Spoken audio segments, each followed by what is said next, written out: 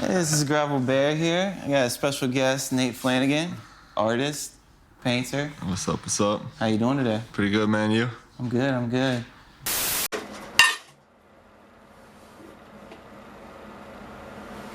That wasn't good.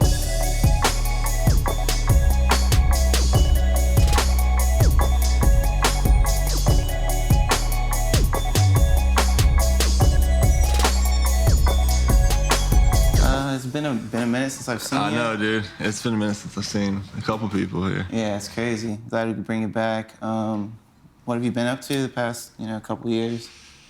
Well, I went after high school, since like that's pretty much the last time I've seen everybody that I at least know. Went to NKU and left that after a year and a half. I lasted 2 semesters on the second year. And realized college was not something that I wanted to do.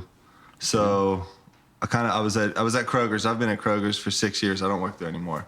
But I was there. I was getting my hair cut at the Sports Clips right down the street. And the lady I was complaining. I was like, I don't know what I want to do, yada, yada, yada. And she was like, well, what do you do when you don't get paid?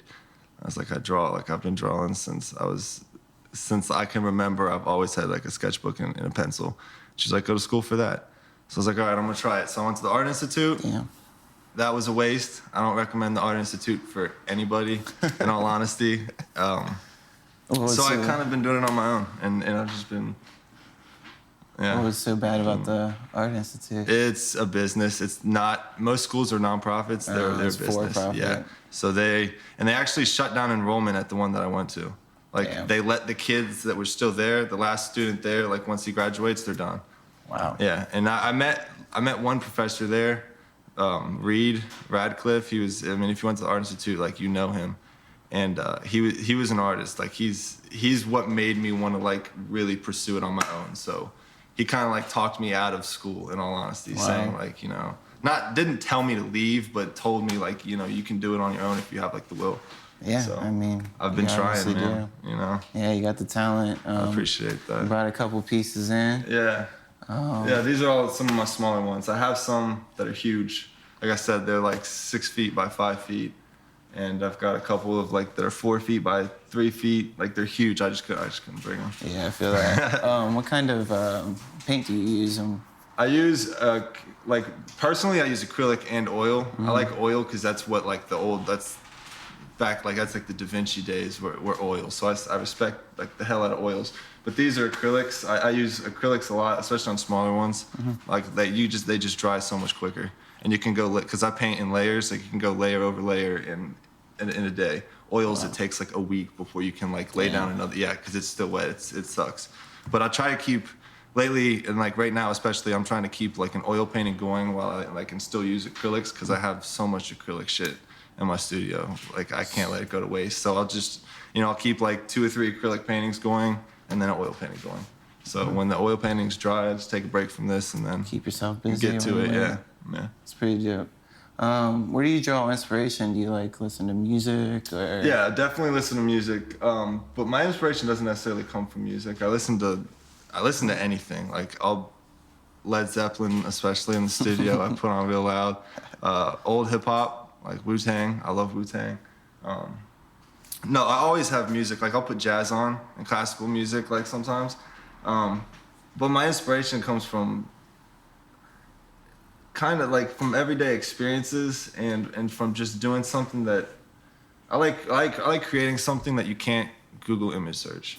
I like a lot of paintings, and there's no disrespect for them, but a lot of paintings are like landscape paintings and shit. You can Google image, you can have a poster of it. I like creating something like doesn't exist anywhere else but like right here. Exactly, it's one of a kind. And a lot of them are like, some of them are personal experiences. Like, some of them do have like meanings behind it, and the title will go along with it. Like, but some of them are just things like this right here. When I was a kid at my grandma's house, every time we went over there was always, she had a real tall fence. There was always a squirrel on the fence, always. And we named it. I forget what we named it because she passed away a while ago actually, but I don't remember the name of the squirrel. But and so the image of a squirrel up there is just was on me, and I use the concrete because like I had a series called Habitat, and it's like and you know the definition of habitat is like a natural environment, and obviously the natural environment is not concrete, so it's like automatically it kind of like draws you into like question like why,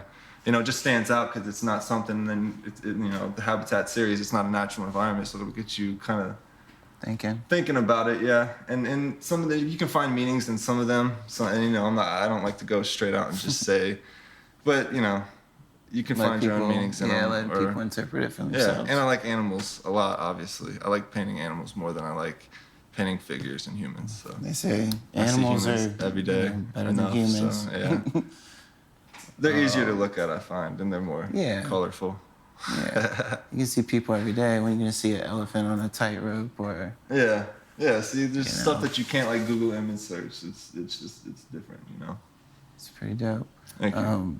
Have you been able to get into any type of galleries or? Yeah, actually, this year I got into the Fit and Art Center, which is in Hamilton, where I'm from. It's right down the street, and that's a pretty well-known gallery. They used to have, it was like it was weird, man. They had this huge, like 9-foot tall blue baby inside of an egg, and they paid it was weird, but it's like known all over the world, and they had it there, so that was like their proud thing, and that gave them a lot of recognition.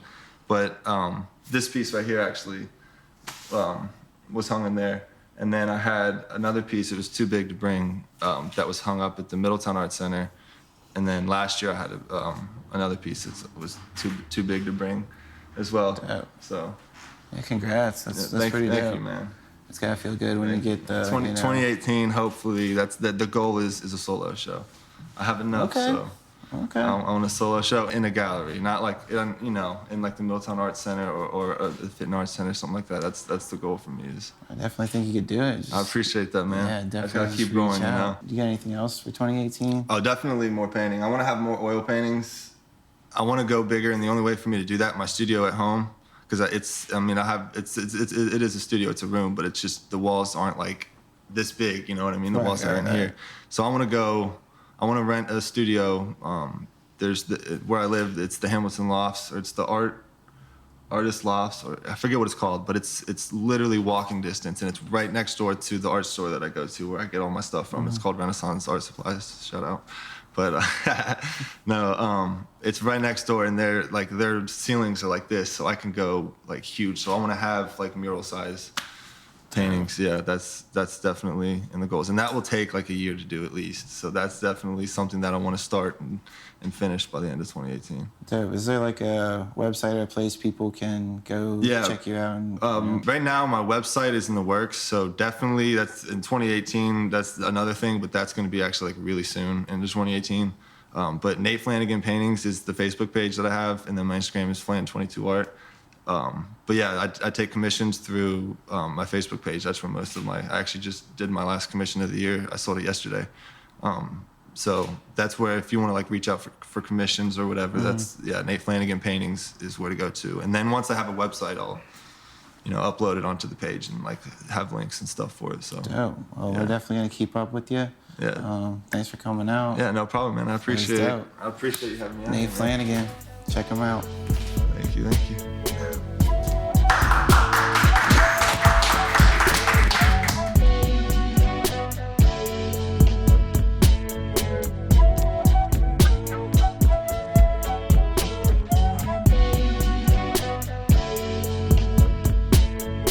What's up, guys? I'm Nate Flanagan, and I'm an artist from Cincinnati, Ohio. I do acrylic and oil paintings.